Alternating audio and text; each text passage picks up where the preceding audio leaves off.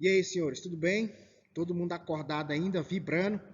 Vamos lá, eu fiz agora essa parte inicial, que foi a parte introdutória, que eu trouxe alguns tipos de equipamentos da mais variados tipos de ramo econômico, de transporte de material, e agora iremos dar sequência à norma. Vamos trabalhar alguns pontos da norma e esclarecendo alguns pontos para os senhores aí.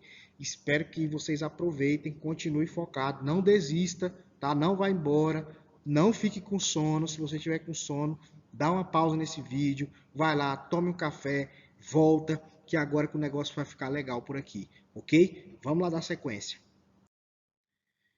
E agora, senhores, vamos trabalhar a norma na íntegra. Igual eu falei para você, é uma norma bem pequenininha, você vai entender, aí você vai começar a ver que vai começar a fazer sentido. Ah, Danilo, você me apresentou esse monte de equipamento, eu não estava entendendo nada. Fique comigo, relaxa. Fica um pouquinho que nós vamos entender aqui. Então vamos lá. A norma NR11, normas de segurança, no seu item 11.1, normas de segurança para operação de elevadores, guindastes, transportadores industriais e máquinas transportadoras. Então, o que vimos lá nos slides anteriores? Nós falamos de carreta rebocadora, guindastes móveis, falamos de transporte rodoviário. Então, a norma, aqui ela está deixando bem claro que ela trata de elevador, de guindaste, de transportadores industriais, de máquinas transportadoras. Então, nós estamos falando de diversos tipos de equipamento, né, utilizado para fazer o transporte na mais variado ramo econômico, né, que hoje temos frente de serviço. E aqui ele já traz já um item já específico para o elevador. Os postos de elevadores de monta-carga deverão ser cercados solidamente em toda a sua altura, exceto as portas ou cancelas necessárias nos pavimentos, né? Necessária para o acesso. Isso aqui é bem óbvio, né? Mas qual é a função desse elevador? Onde iremos identificar esse tipo de elevador? Tem muitos em locais, em mercados, em hospitais, né? Em data centers para remoção de equipamentos pesados. Então esse elevador monta-carga ele tem as suas especificações, né? Tem que ser de estrutura sólida, né? Ele tem essa característica com gaiolas, né? Ele é muito similar ao elevador de obras, né? Ele parece muito, mas esse aqui tem uma função específica, né? E é utilizado normalmente nesses locais. Tem que ter essa grade, né, em todo local para evitar acesso ou algum funcionário tocar de forma involuntária para não acabar se acidentando, ok? Então vamos continuar. E aqui eu trouxe, senhores, algumas características do elevador monta-carga, né? Ele tem uma estrutura independente do local onde ele é montado, tem a sua capacidade de carga, né? A gaiola aqui, a estrutura dele treliçada, tem que ser de material equivalente e resistente para que ele possa ter a sua capacidade de carga assegurada, né? Tem a sua cabine totalmente fechada, né? E um sistema de elevação através de motor, né? Com freios eletromagnéticos, normalmente tracionado a cabo, né? Todos os locais onde ele tem pontos de parada tem que ter os acessos, né? Quando ele faz a parada, tem uma estrutura interna aqui, que muitas das vezes faz o complemento até a parte da soleira da estrutura, né, de material resistente equivalente, desculpa, né, e tem um guarda-corpo aqui na sua lateral para aumentar a questão da segurança, né, para nenhum funcionário aqui acabar, né, caindo. Continuando no nosso item 11.1.2, vamos lá. Quando a cabine do elevador não estiver ao nível do pavimento, a abertura deve estar protegida por corrimão ou outro dispositivo conveniente. O que é esse item aqui? O que ele está nos dizendo? Quando essa cabine aqui, ó, normalmente essa cabine, ela fica afastada da estrutura do edifício, né? Ou do local que está sendo instalado. Normalmente fica espaçado ali uns 20 a 30, 40 centímetros. E é isso que ele está dizendo aqui para a gente. Ó. Quando a cabine do elevador não estiver no nível de pavimento, ou seja, quando ela não estiver zerada ao ponto da estrutura para que você possa fazer a descida do elevador. Aí é aquela parte que eu referi lá no slide anterior. Tem um complemento, né, que Normalmente, quando você abre a porta da cabine do elevador, tem uma estrutura de complemento, né, que ela é dobrável para a parte interna do elevador, e ela faz isso. Ela estende-se, né, e apoia em cima da estrutura da edificação. E nessa lateral ela tem um guarda-corpo com rodapé, né, com a especificação da NR18. Muito interessante, porque esse complemento do guarda-corpo tem especificação normativa, né? Tem que ter o rodapé de 20 centímetros, né? Tem que ter uma intermediária com 70 e um guarda-corpo na altura pelo menos de 1,20 m de material resistente equivalente para que o acesso possa ser feito no elevador sem trazer nenhum risco para o operador ou para as pessoas que estejam utilizando o equipamento. No item 11.3, os equipamentos utilizados na movimentação de materiais, tais como os ascensores, elevadores de carga, guindastes, montacargas, pontes rolantes, talhas, empilhadeiras, guinchos, esteiras rolantes, transporte de diferentes tipos, serão calculados e construídos de maneira que ofereçam as necessárias garantias de resistência e segurança e conservados em perfeitas condições de trabalho. Sempre que eu mostrei lá atrás, nos slides anteriores para os senhores, eu falei, ó, aqui vai a questão da capacidade de carga desse material. Quando eu trouxe o elevador, quando eu falei da estrutura em si do elevador, eu falei que tem que ser de material resistente e equivalente. Então a norma, ela, assim, fica um pouco aberto, mas dá para entender que os equipamentos têm que ser de material resistente e equivalente, né? Resistente, tem que ser um material que traga segurança para as pessoas que estejam operando esses equipamentos.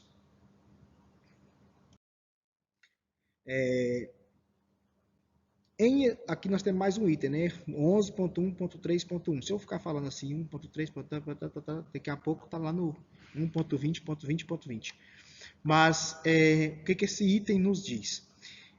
Especial atenção será dada aos cabos de aço, cordas, correntes, roldanas e ganchos que deverão ser inspecionados permanentemente, substituindo-se as suas partes defeituosas, né?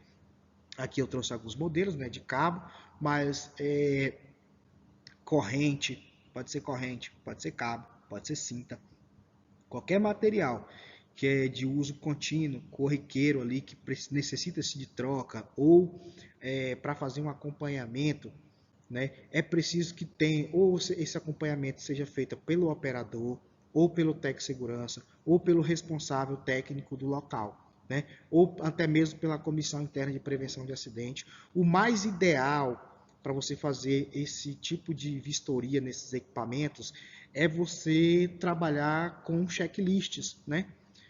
Tem checklists diários, tem checklists mensais, tem checklists quinzenais, né?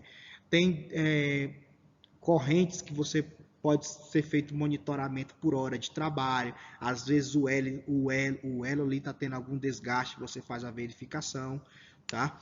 Então, esses equipamentos necessitam, né, de constantemente serem especificados e na identificação de qualquer irregularidade fazer a troca desses equipamentos. Eu vou contar aqui algo rapidinho para os senhores que aconteceu comigo, isso foi no ano de 2012, onde eu trabalhava numa construção de construções de pré-moldados. Né? E nesse momento que eu cheguei, estava fazendo a vistoria no campo, eu identifiquei, né, o pessoal estava fazendo um içamento de uma peça de uma pré-moldada de uma construção de uma residência, uma peça aí que ela pesava ali mais ou menos 3.000 quilos. E quando eu cheguei, eu pedi para que o operador fizesse uma pausa no equipamento que eu queria dar uma olhada na cinta, né, que eu estava usando para içamento.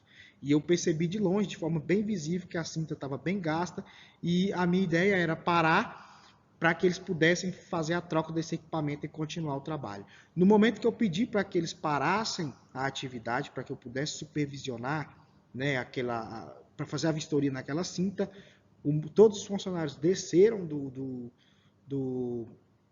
da laje onde eles estavam, e nesse momento que todo mundo desceu, a cinta arrebentou, né, a carga meio que caiu, né? Ficou um pouco pendurado assim de lado, mas o componente da lança do guindaste, no impacto, ela arrebentou e ficou chicoteando ali onde os trabalhadores estavam.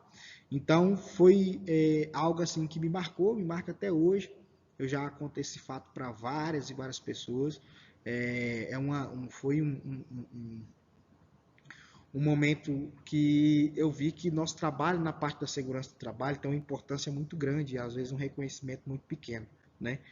Mas todo dia quando eu saio de casa para lidar com vidas de pessoas, eu busco dar o meu melhor, porque eu ainda não perdi ninguém em obra e espero que a minha carreira seja concluída sem nenhum tipo de acidente fatal.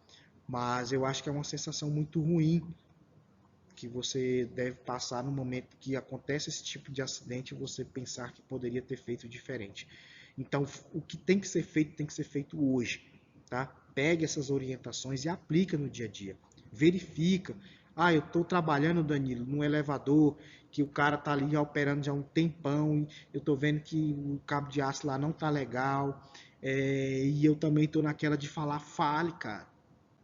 Passe para o seu supervisor, você que é operador, passe para o seu chefe o teu conhecimento dos equipamentos.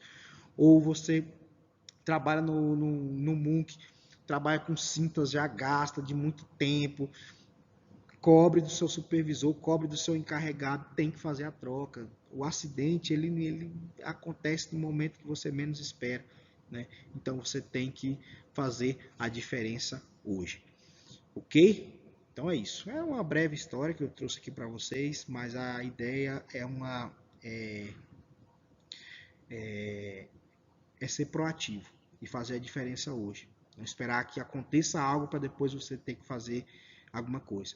Então, se você identificou qualquer condição de risco hoje, com essas orientações desse treinamento, vá lá e cutuque teu chefe ou você, como responsável do equipamento, do MUC, do guindaste, de uma empilhadeira, de um determinado equipamento, peça que troque ou peça que faça a reparação. Ok? Vamos lá, vamos continuar.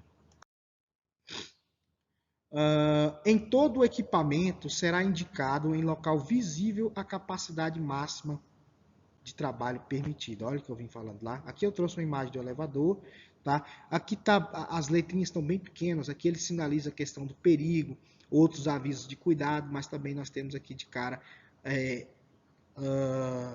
a placa indicando a capacidade máxima permitida. Tem alguns elevadores que têm dispositivo, quando a carga está superior ao permitido, ele aciona uma, uma sirenezinha indicando que a carga está muito pesada, né? Alguns equipamentos mais antigos não têm esse tipo de equipamento, então o equipamento trabalha forçado, até pode vir a arrebentar. Mas a orientação parte de quem está utilizando o equipamento. Montou o Tec Segurança, o pessoal da CIPA, tem que fazer a verificação dos equipamentos, ver com o manual de montagem qual é a carga permitida, enfim, tem que desenvolver um método que a norma é bem clara, que esses equipamentos têm que conter em local visível de trabalho a carga máxima permitida. E não é só para elevador não, tá, senhores? É para elevador, é para ponte rolante, é para guindaste, é para um transporte rodoviário, é para um transporte ferroviário. Todos os equipamentos de movimentação de carga nos traz a capacidade máxima permitida, ok? Aqui, ó, vocês podem perceber na talha, aqui está em cima aqui está a marcação. Aí outra coisa, esses equipamentos, na sua grande maioria, eles vêm com unidade de medida diferente. Tem que dar uma olhada. Esses equipamentos são importados, né? Alguns são importados de grande porte, e a unidade de medida vem um pouquinho diferente, então você tem que estar transformando essas unidades, ok? Então vamos lá, vamos continuar no próximo item aqui. 11.1.3.3, para os equipamentos destinados à movimentação de pessoal, será exigido condições especiais de segurança, né? Isso aqui é para o elevador, pode servir para talha também, igual eu falei para vocês lá na apresentação dos equipamentos, que hoje tem talhas mais modernas que o operador trabalha numa espécie de cabine lateral, né, onde ele tem maior campo de visão para a movimentação da carga. Se tratando do elevador, as condições têm que ser diferentes, né? Diferente do elevador de carga, tem que ter condições mais especiais para o deslocamento do funcionário, para condição de conforto, né? Tem que ser com adaptações aí que garanta mais segurança para os funcionários. Aqui, ó, lembra lá na parte que eu falei lá salvo engano, foi o item 2 da norma, que é esse guarda-corpozinho lateral aqui, ó, até chegar à estrutura do elevador. Tá vendo que tem aqui a parte superior do guarda-corpo? Na lateralzinha aqui, aqui nós temos uma intermediária de 70 e aqui nós deveríamos ter um rodapé que não tem, que é um rodapézinho de 20, para adequar mais perfeito à norma. E aqui no item, senhores, 11.1.4 temos os carros manuais para transporte devem possuir protetores das mãos. Aqui nós temos um carrinho de mão, né, que é essa partezinha em preto aqui, né, que é a proteção, onde o funcionário apoia, né, para fazer a força para erguer o equipamento.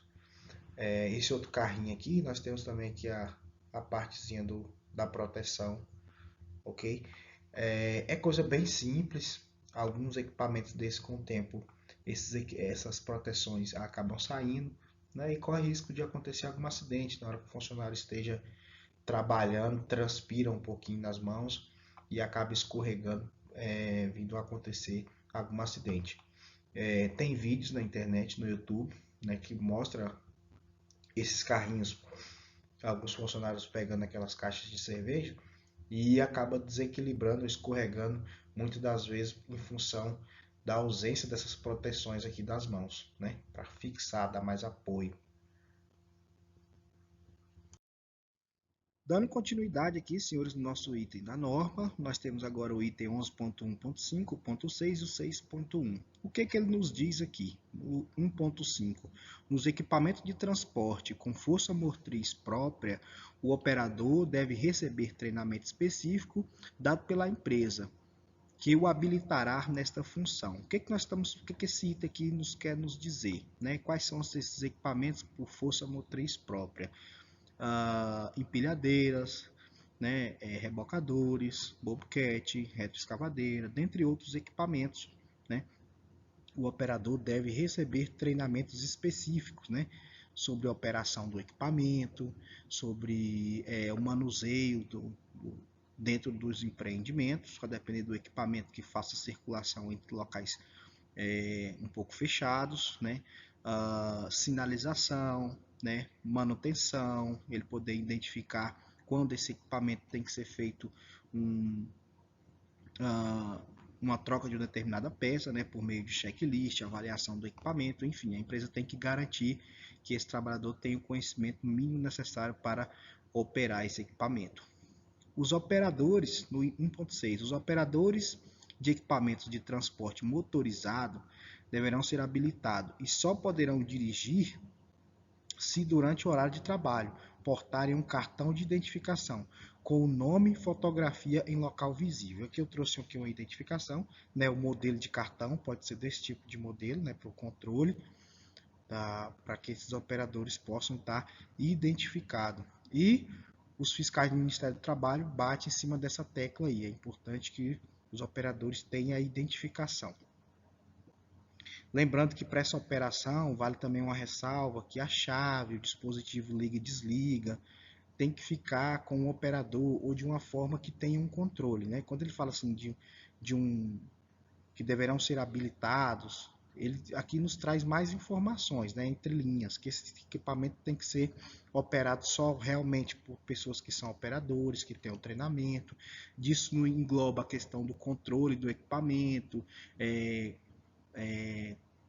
o operador está sempre constantemente fazendo os checklists diários, enfim, ter as mínimas condições, né, para que possa realizar as atividades conhecendo os procedimentos.